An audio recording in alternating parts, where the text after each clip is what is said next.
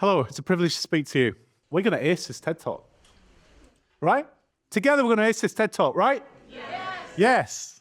Current situation, particularly in UK universities, but these are global trends as well. We have some real challenges regarding funding. Funding models are not sustainable, heavily dependent on the student fee, particularly in the international market. We know there's been changes in visas, particularly with European regulation and UK regulations changing, which is shifting the dynamic of students that are now studying, particularly in UK universities. We've also got regulation changes around quality assurance. We've got changes around access and participation, and rightly so, because more people should access university education. We've also got, I would argue, one of the key challenges in our generation, which is mental health and well-being in our young people, but in general society. This has significant challenges for universities in delivering and designing curricula, but also in terms of engaging their learners. We have a lot of learners that are passive, that are time poor, that don't have the desired energy levels to study. Some would argue they're not fit to study, but they have obviously a high level of aspiration.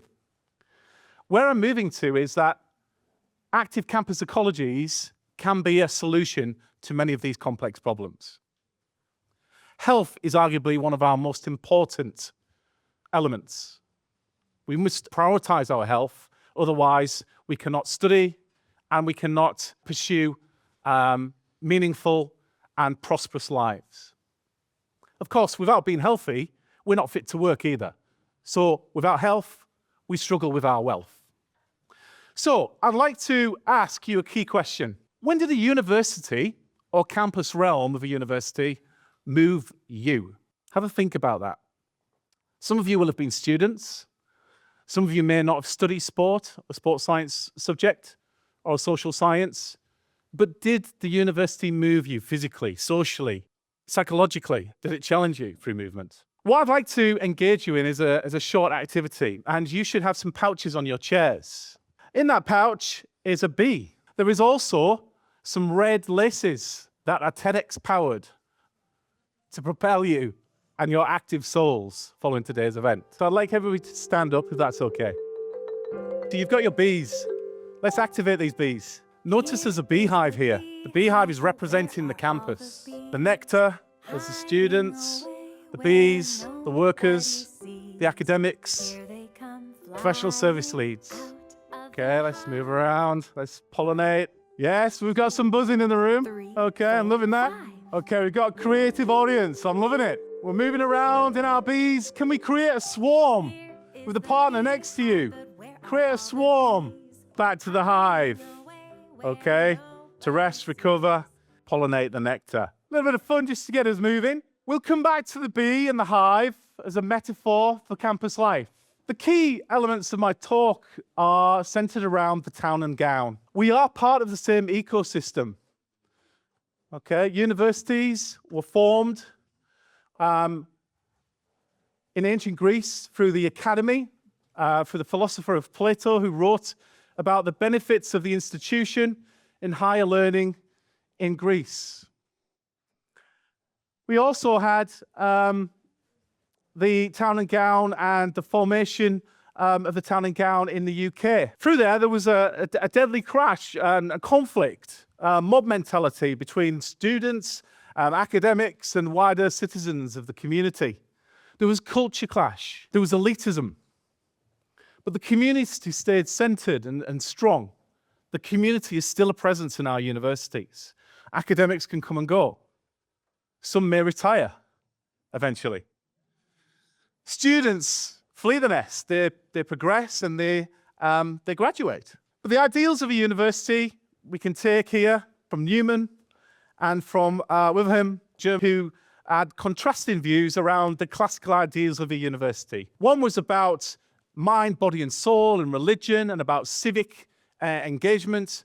And the other was very much around promoting independence, teaching and research. Just like us at the University of Greater Manchester through our Greater Manchester Way and our blended approach to teaching and learning and assessment-enabled delivery.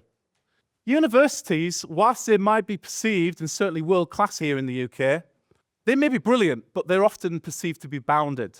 And those that may not perceive themselves to be bounded may do that subconsciously. I say that because many universities are not necessarily as connected with their communities, their student communities, their academic communities, and also their civic communities as they may wish to be. And so for this notion of the ivory tower, which some of you might recall, is where there was this perception of certainly the higher universities looking down upon people, okay, the lower social classes. Movement through the Greek philosophy into Victorian and Roman periods, right through to the current time, has been a central pillar of university life, and indeed the civic community. But universities are not just for jobs. It's important. Graduate outcomes are important, particularly in the current climate where students are paying a lot for their money. But I would argue that is secondary, because what's also important are the pillars around health and well-being, the civic mission, the social value, and the health and wellness of the university community. I would argue that through the work of the civic universities, the civic agreements for which this university, Greater Manchester, is part of, in the Greater Manchester City region, we can actually start to redress some of the health inequalities and hopefully then improve social mobility and enhance economic outputs. So the case for active campus ecologies, otherwise known as ACE, is well stated, but there isn't sufficient empirical research to kind of support this through the literature. So there's a gap in this research that I'm certainly interested in and pursuing for my own research endeavours. But there's much scientific research around health inequalities, health equity, and some of the socioeconomic challenges that lie in our societies, both here in the UK and also across the world.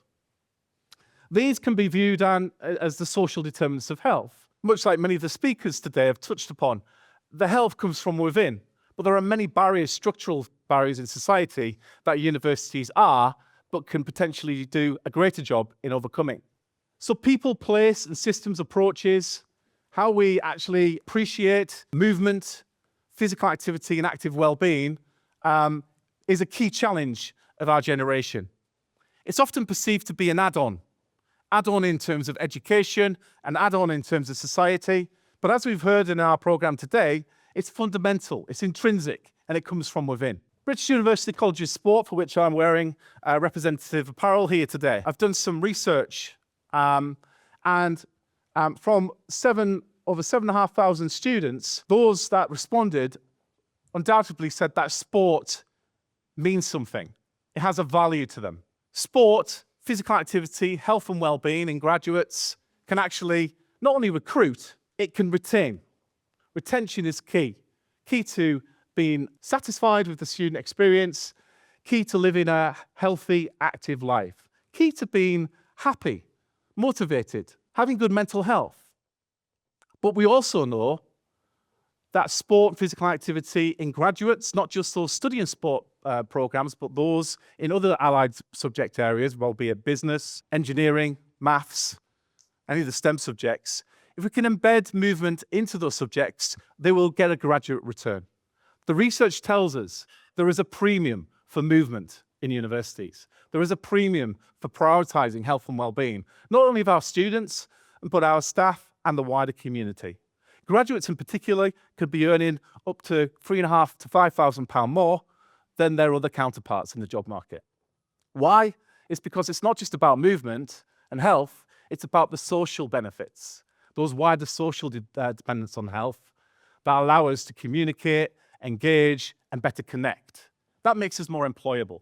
Professor Ron Barnett, some of you I'm working with to publish some literature, and I've been privileged to be selected to contribute towards a book chapter in his work, talks about interconnecting universities and ecologies, the different domains in universities that exist but aren't necessarily aligned and interconnected. This is a problem when it comes to creating, designing, and delivering health-enhancing curricula, health-enhancing student experience, health-enhancing campus design.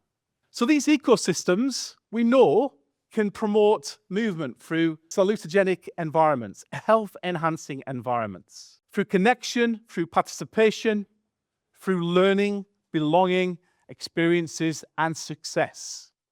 There is research that points to this.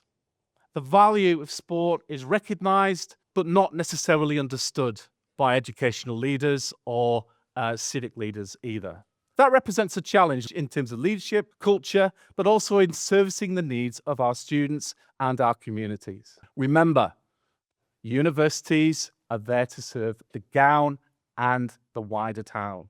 Many of you may have actually gone to university to study, but others in the room will have actually never been to university.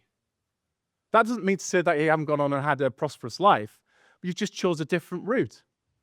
But universities are there to serve you outside of formal learning. They're assets in our communities. They're facilities. They're resources to promote health enhancement in our communities. So the metaphor, the bee, which I've indulged today, so apologies, but I'm here at the University of Greater Manchester.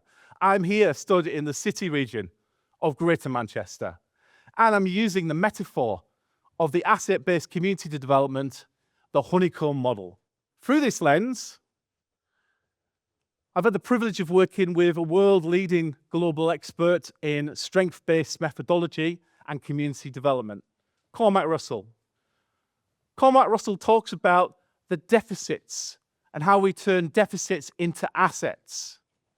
How we can rethink active campus ecologies at a time when universities are arguably in crisis, are shrinking, are potentially looking for cheap but effective solutions. We can turn to ACE, active campus ecologies, as a solution to mobilize, recruit, retain, and succeed, not only with our students, importantly with our staff, but fundamentally with our wider community. So the nectar.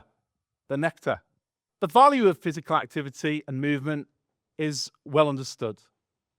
But there are people in our societies, because of the social problems, the behavioural challenges, and the wider social determinants of health that I referred to, are not able to capitalise and receive the benefits of this nectar. But the nectar can promote physical activity. It can also enhance experiential learning. There's a few students in the room. Put your hands up if you're here and you're one of the public health students. Yes, thank you. You've enjoyed firsthand, I hope, the benefits of experiential learning by putting your active souls on and engaging with your active minds. Is that right? Yeah. Right. So active well-being, we know, has a value for our students. And it also provides pathways into sport, performance, and excellence. That's important also. We all cheer when there's the Olympics. We're all going to be cheering in a few months' time when we see the World Cup. But universities play a fundamental role in talent development of athletes also. The bees are here. They're swarming around us. By the way, no harm was caused to these bees in the production of this TEDx film. You are bees, okay? You are bees that represent the students. Students in the room, where are you? Okay, there's your bee. Okay, we've also got community activators. So who are the professional service leads at the university?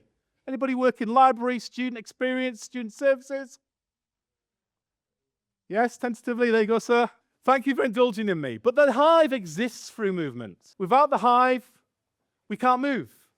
We haven't got that ingredient for life, that thing that adds value, enrichment to our learning, to our civic engagement, and to our everyday journeying through life. So I'm going to propose to you that the campus hive of associational life and the domains of a university, whether it's academic, teaching and learning, library services, estates, accommodation, right through to community and outreach, all of that can be associated with a formula. This is where ACE comes in. So active campus ecologies, okay? And I'm known not to be a statistician, okay? But this is trying to simplify and set some principles here. So wherever you are in the world, you could relate to this perhaps in academia. Active campus ecologies is about the active campus. We times that with institutional sustainability. We look at the campus ecologies. We can then think about the environmental and ecological integration, and we can look at that through place, prosperity, and health. So the active campus, okay? There's been some resources, some research done by our European partners, which is about designing, promoting inclusive movement through experiential learning and integrated campus designs. But it's very much from spatial planning perspective, salutogenic, environmental, urban planning. It's not looking at the ecosystem in its fullness. By creating movement, we produce followers. The queen produces the followers in the worker bees, okay? Institutional sustainability. We're looking at sustainable development goals. So active campus ecologies are not about shiny facilities. They're not just about curriculums and programs for education. It's relationships with people that count.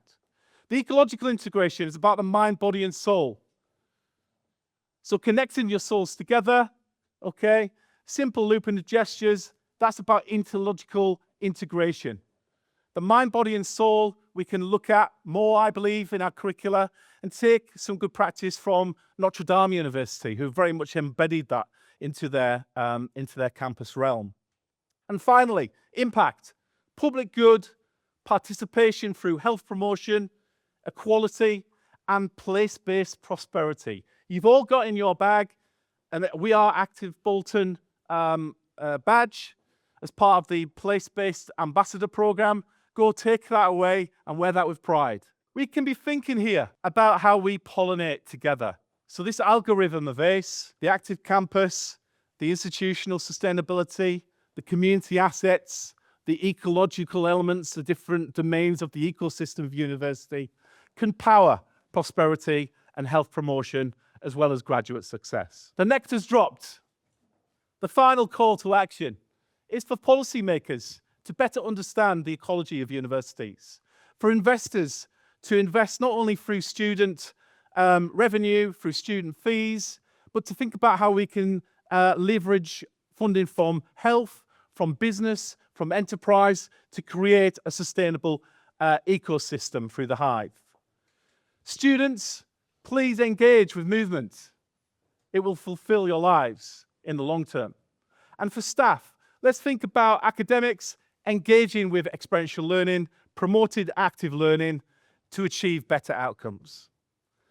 So, as I leave you today and conclude, I'd like to thank you for being a great audience, for engaging in the activities.